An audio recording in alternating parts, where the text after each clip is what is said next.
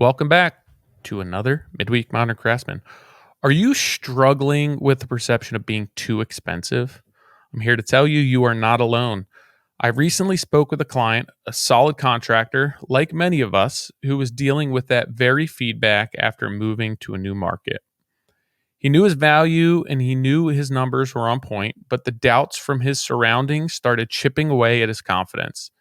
And here's the reality: business is all about confidence. When we truly believe in our value, our system, and our processes, the right clients can see it too. This podcast dives into aligning your mindset with your market, embracing your worth, and attracting clients who value quality. As always, I appreciate the support.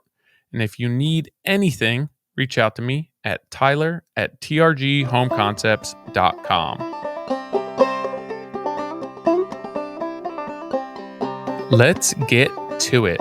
So it has been a whirlwind of a month, of a few weeks. I just got off a plane this morning. I think I landed around 1:30 or so.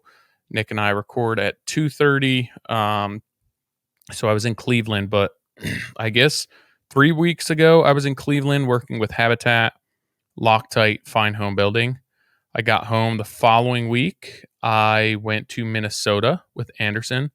I presented on the benefits of being a value-oriented and value-driven contractor. And then when I got home from Minnesota, the following week, I had the Kuchen Brothers show up in North Jersey that I presented on window installations, flashing details, integrating windows into an exterior envelope that has a WRB applied versus one that, the WRB is not yet to be applied. The sequencing of that, how to avoid potential failures. We went into a lot of potential failures that I see with standard WRBs.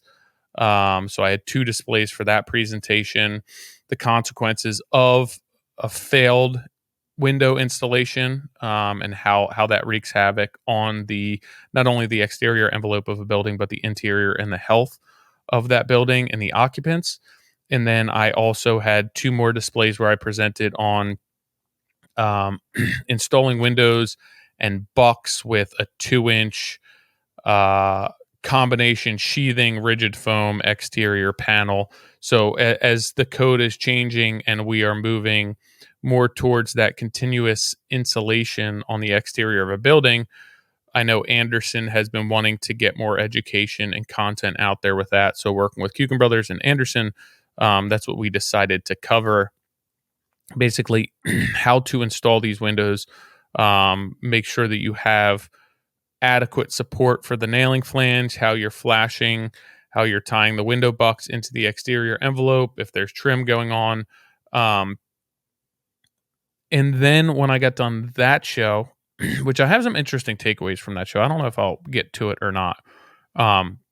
Just how many people were intrigued with a lot of simple window flashing details that, they had a ton of questions on and obviously are getting wrong. And I'm super grateful for them sticking around and asking questions, but it still amazes me to this day.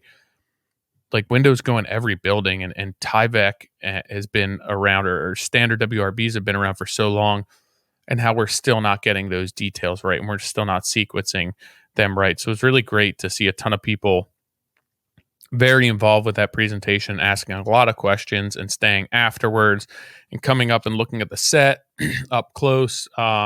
Just really encouraging, to be honest. I also want to talk about that show. Let me make a note to swing back and talk about that so I don't forget. But after I got done that show, I got in my truck from there. But thank you to Ryan for involving me in that. If you guys don't know who Kuchen Brothers are, they're in North Jersey Lumberyard. I use them for all of my poplar trim. Ryan is the best. Their trim literally is the best. No ads, no sponsorship, anything. Like, absolutely love it. Their classical molding collection is the best. Finger jointed poplar, primed. So after that, I got in my truck and I went to upstate New York because my family was up there because the girls had off from school. So I got to spend Friday with Selby and Tilly. We got into a bunch of trouble, went on some adventures, goofed around a bunch. I spent Saturday with them. Rachel at that point was done working. So I got to spend Saturday with Rach and the girls. Her parents were up there. And then I headed home Saturday night, got home late Saturday night, and had to be at the airport at the crack of dawn on Sunday to fly back to Cleveland. So Loctite, who had partnered with Habitat and partnered with Fine Home Building, had a bunch of their executives out from Germany, and they brought them to the Habitat house to show what they were doing with the partnership with them, the content that they were creating, where their marketing dollars have gone, what that partnership looks like. So we had about a dozen execs from Germany come over, and they wanted some of the people who partnered on that build to walk them through the build and show them what we had been doing, how we had been using their products, and then give them a chance to actually use their products in person, which was actually really cool because it's these people who are like super high up at Henkel, which owns Loctite. One of the guys that I was working with, uh, English was his second language, and I was speaking to him as best I could. He spoke English pretty well. I did not speak French very well. But he is so interesting because he literally is like the head of product development for Loctite tight foam, spray foam insulation. And he's like never used the product in a real world situation before and doesn't really understand like how you would like what applications you would use it. So we got him a chance to use it, and they were super jacked up to be spray foaming shit. Like to the point where they went way overboard, and I was like, that's too much foam. And then came back an hour later to like just foam exploding out of everything. But it was neat to talk to them. Obviously, like a chemist developing the product, seeing it in a real world application, speaking to a contractor as far as how I use the product, where I would use the product. It was a neat opportunity to be a part of. So I was there Sunday until this morning. Flew out, got home around 1:30, hopped in my truck, recorded the podcast with Nick at 2:30, and then the girls are doing their things. Rachel's going shopping. I made dinner, and Tilly went to movie night. Selby has to clean the house because the cleaners are coming tomorrow. And I was like, I have a half hour I can go in and record the midweek podcast. So that's where I am. It's 10 after 7 on Tuesday night. Been going nonstop. Haven't been home since last week. And I am here recording the midweek podcast for many reasons, none other than to show my appreciation and to show my support. And even though I was super tired at the Kuchen Brothers show, I think 4 people in total came up to me, or 5, but 3 of them were older gentlemen. There was a guy who was almost 70, a guy who was probably close to that, older than 60, and then a guy who was like in his 50s who came up to me and were like, "Hey, I just want to let you know, super appreciative of what you're doing with the podcast for the industry, the midweek especially. It's very relatable. There's a ton of takeaways. Um, in short, just thanking me for what I was doing. We came to the show. This isn't like us to come up and say hi, but I wanted to take the opportunity to thank you in person, tell you how much we appreciate it. And I was extremely humbled by that because all of these men are much older than me, and to show their appreciation and their support and their gratitude for what I'm doing. And the one guy even said, he's like, we worked for a living. We went out and we just worked. We didn't approach this in an intelligent manner, in a sustainable manner. We just went out and we swung a hammer. And he's like, you guys are doing this differently. You're trying to create a living. You're trying to educate people. You're trying to actually run a business rather than just, working. And it was really cool and interesting to hear that from older people, older generation, that there's this older generation of people who are actually looking up to us and what we're doing and appreciate what we're doing, and really paving the way for future generations to do this. So that was really cool. So that was a lot of my motivation and inspiration to hop on here and actually record a podcast tonight, where I've been going nonstop. We've had a ton of people buy the pre-construction course who have reached out to us and tell us like how great it's been already, how much they're learning, that they've already landed 2 contracts, right? That they sold it the first time it came in, asking us questions about how to apply certain principles within the course. So this right now is for all of you, everyone who's supported us, everyone who's set up a consulting call, everyone who has listened to the podcast, who's come up and said thank you, shaken our hands, purchase the course, invest in anything we're doing, purchase the t-shirt, a pencil, whatever. This is for you. I appreciate everything. Super grateful for you. Wouldn't be able to do this without you. And a lot of you don't understand how appreciative we are for the insight, the feedback that you provide us, the emails, and the gratitude that you show us for doing this. It's not always easy. I am tired sometimes, but just super nice of you to continue to support us and what we are doing here. So that being said, and briefing all of you on what I was up to this past couple of weeks, let's get into this podcast.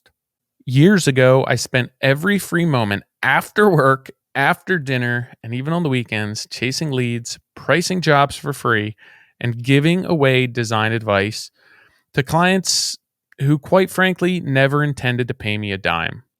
My idle time went to these potential clients instead of my family, and I wasn't compensated for any of my time. Today, my life is much different. I now capture all my time and billable hours from pre-construction through project closeout.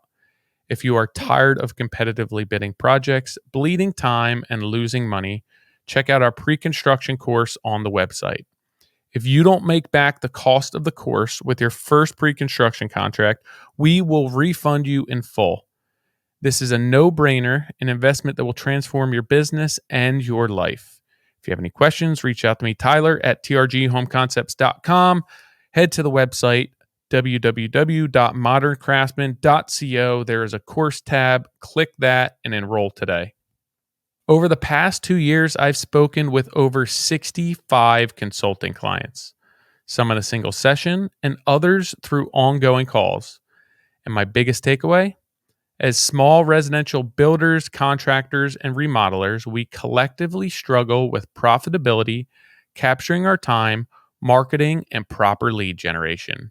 If you are finding it hard to make ends meet, struggling to earn a living within normal working hours, or facing challenges in generating leads for a sustainable business, let's connect. Reach out to me via email at tyler@trghomeconcepts.com to schedule a consulting call. Invest in your business, invest in yourself, and start the new year with a fresh perspective. Ready to grab the bull by the horns and take back control of your life. If you are ready to make real changes in your business, I am here to help. I have some very exciting news for all of you. The Contractor Coalition Summit is hosting a meetup at IBS and KIBS. So that's going to be Monday, February 24th, 2025. I know we're already into 2025. It's crazy. 6 to 8 p.m. It's at the Nomad at Park MGM, Las Vegas. So this is not a summit. This is not a conference. Honestly, this is just going to be a bunch of people hanging out, open bar, food, and all the drinks that you can enjoy. And you'll have extra because I don't drink, so you can have my drinks. Early bird pricing is live. There will be no tickets at the door. So if you want to go to this, you have to buy them beforehand. I'm posting a link to it on this post. Hop on there now. You're not going to want to miss out on this. Again, no tickets at the door. February 24th, 6 to 8 p.m., Nomad, Las Vegas, which is at the Park MGM. I'll be there. Nick will be there. Brad will be there. Morgan will be there. And a lot of other people. So come check it out. Open bar, food, great hanging out. It's really going to be a lot of fun. I'm looking forward to seeing all of you there. And let me know if you have any questions. As you all know, a lot of my consulting calls I use as a great way to create some midweek content, right? Where I have conversations with people. There's a lot of the same shared concerns, shared struggles that we have, but then there's also unique challenges or challenges that somebody's having that are unique to them that I can absolutely 100% relate to. And I recently had a consulting call with a guy who had relocated um, basically West Coast to East Coast, Southeast, and had a successful business, still small, owner operator, belt on type of contractor, but a successful business out west. He relocated, and nothing really had changed. Obviously, his area changed, his business structure a little bit. He didn't have the people around him that he did before, but still, at the end of the day, still a small scale contractor, belt on, serving his clients, doing good work, the same thing that we all do. So location had changed, but he really didn't change his business per se. He was still doing the same thing. So it worked in one area, and then when he relocated, it's not that it wasn't working, but he was starting to question what he was doing. Um, and I didn't even realize a lot of this until we got off the phone call. So when I have these consulting calls, we'll record the what I started doing over the past however so long, because I was like, how can I do this better, right? So I start recording the phone calls, and then I'll I'll pull that all of I'll pull that content, and I'll create a transcript of our conversation. And then I go back and I basically summarize that transcript, and I pull out the key takeaways and what the key points and the key struggles are, and what we need to pay attention to, and then what can be done moving forward. Like, what's some actionable advice that we can put in place to help move these clients in the right direction. So it wasn't until after we had the conversation where, like, I created these actionable items, and I went back and I listened to this, and I really started getting more of the takeaways. And I realized that as as this business switched, and as he relocated, not much within his business really changed. So much of it was just that it wasn't the same. Um, he was starting to build his client base again. He was starting to build a reputation. He was learning his sub pool, learning the market, and all of the things that he had done so well before that were creating a successful business, he started to question, right? He had caught wind that somebody said he was too expensive. And you start questioning, right? Well, am I too expensive? Like, am I putting too much time into this? Are my prices too inflated for this area? Am I accounting for too much? Am I charging too much? And you start to second guess what you're doing as a business owner. And you don't do that when things are going well, right? When you're living on the West Coast and business is going fine and you're continuing to get jobs and everyone's happy and you're making money, you don't question what you can change within your business. Like, if it's broke, don't fix it. But when something does go wrong, or when you relocate and you start to lose that confidence and the phone doesn't ring, right? Or you hit a dry spell with leads, you start questioning, like, should I start competitive bidding again? Like, should I find new subcontractors? Should I lower my markup? Should I look, to pull a lesser margin? Um, and you start to sharpen your pencil, and you start to concede certain things that that were not concessions before, right? Things that were non-negotiables, you start considering negotiating.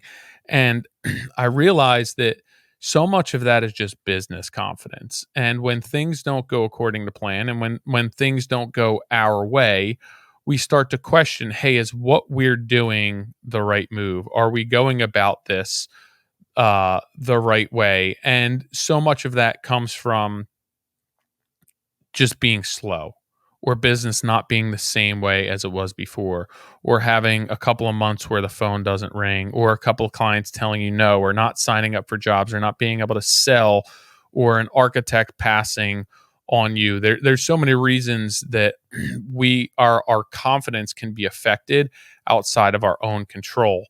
And what I would recommend to you listeners is, at that point, to not necessarily think, hey, like, what am I doing wrong? Do I need to sharpen my pencil? Do I need to find something else? But, like, focus on the things that you can control within your business, and finding and targeting that client, or working on your marketing plan.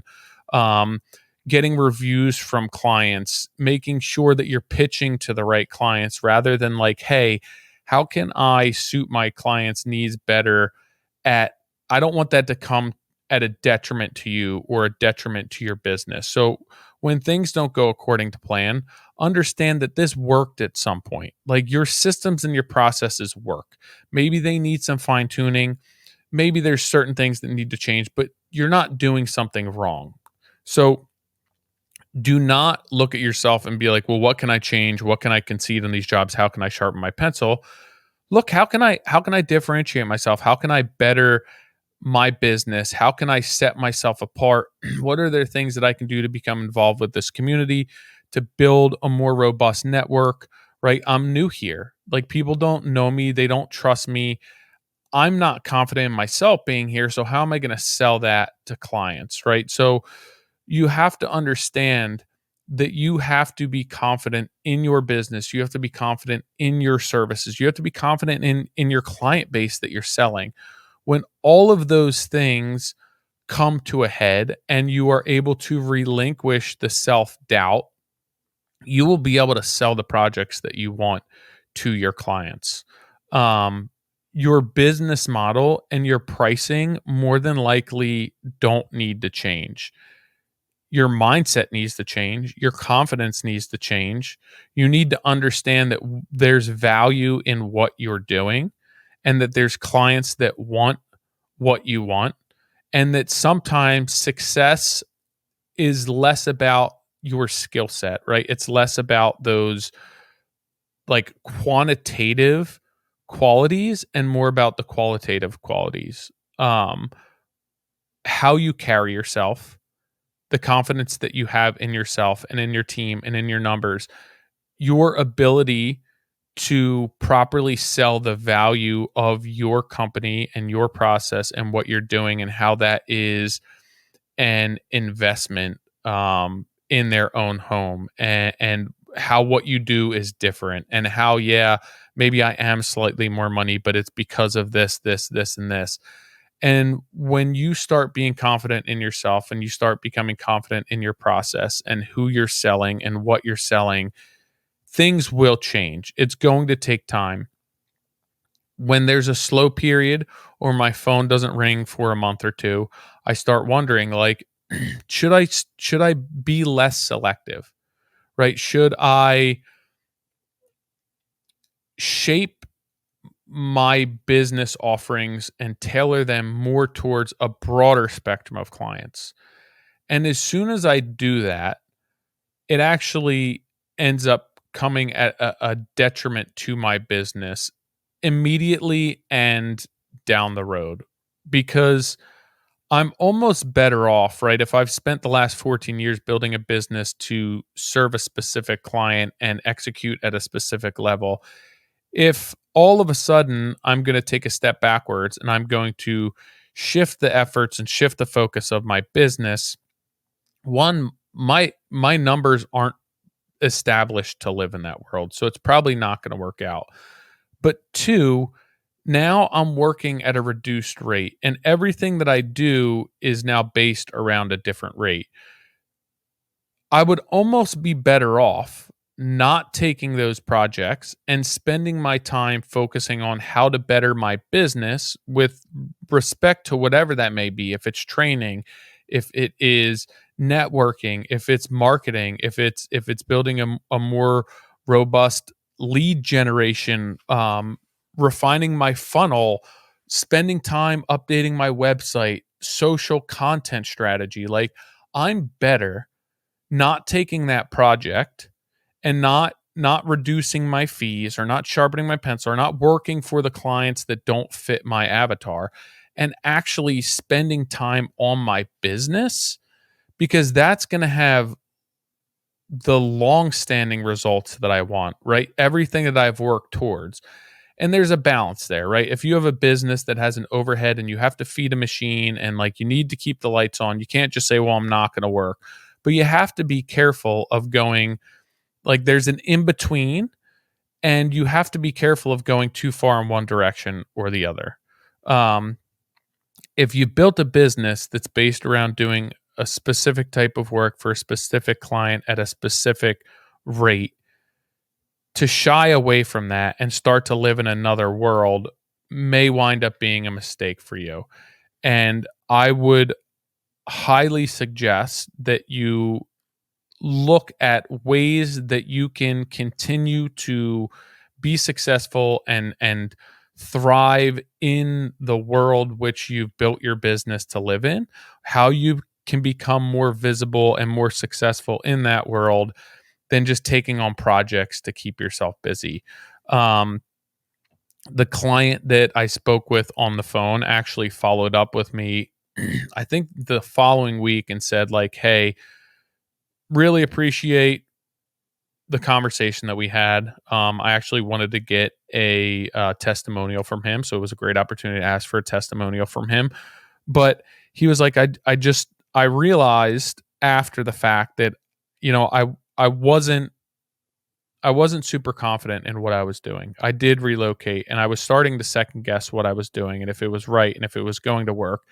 And after our phone call, I felt like I had somebody in my corner who was reaffirming me that I was doing the right things and to continue down that path and to not take a step backwards, but to continue to move forward and put myself in the position that will give me the best chance of success. And he said later on that week, we landed a project that is exactly what we want to be doing for the type of client that we want to doing, that's going to keep our pipeline busy for a little bit. And he's like, you know, if I would have gotten hungrier, if I would have changed what I was doing, I would have taken a job that would have possibly paid the bills and kept the lights on, and it would have pushed this job out. Maybe the person would have gone to somebody else.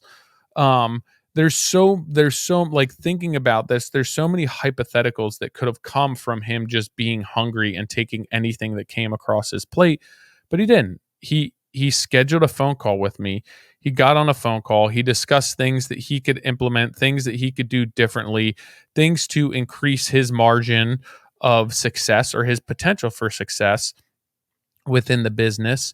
And it worked out great for him. Like, he landed the job that he needed to, which is a huge boost to his self-esteem, is a huge boost to his self-confidence. It reaffirms that everything that he's doing is right. And he will be able to sell more projects because of this, because he stood his ground. Um, he sold what he needed to sell. It worked. What he's doing's work. Now, assuming that this project goes off without a hitch and it's a successful project, like, more leads will come from this, the type of leads that he needs. He will have so much confidence in his business and what he's selling, and that what he's selling works, and that it's not different from when he moved from out of state, that what he did there and how he served his clients there is still, it can transcend state lines, and he can do this here, and he can make a living for himself here, and he could be a successful contractor here. And a little thing like this, like one project, can make or break someone, can transform your mindset, your mentality, your business. And it wasn't anything that he did actually from a business perspective. Like, he didn't get a new spreadsheet. He didn't implement something in his business to make a change. All he did was understand that, hey, I'm doing what I need to do and it's right. And maybe there are some things that I changed, but that's not the reason why I'm not getting the projects that I need to right now. And by not changing all of those things and really forging ahead, he was able to prove and validate his point and my point. And this is, in my opinion, going to do wonders for his self-confidence, for his business confidence, and for his business in this new area. Like, this to me is the stepping stone that he needs to feel good about himself and what he's doing, and prove to himself that he can do this. And that email follow-up to me was just the icing on the cake, the cherry on top, where he's like, you know, like, at this point, after speaking with you, I'm just so highly motivated to continue this. I was feeling like really down and really defeated and deflated. And after speaking to you, I felt great. My mindset changed, my attitude changed. I had some things that I can put in place. But realistically, this job came in, which has nothing to do with me whatsoever, but he stuck to his guns. and he held tight and he proved to himself that he can do this. And that was just, it was a really cool, I got to see and witness this entire exchange. And I think this is the second time that I spoke with him, probably twice over the past 6 months. And just seeing the growth there and seeing the evolution and watching all of this come to fruition and struggling a bit and getting through it and coming out on top is really cool. So I wanted to share that story with all of you. And the big takeaway um, for this is just understand your numbers, trust your model, maintain your vision for who your client is, and all of these things can reinforce your worth as a contractor. Um, Clients will respond very well to this if you have confidence in yourself, if you have confidence in your business, in your entire team, in your model.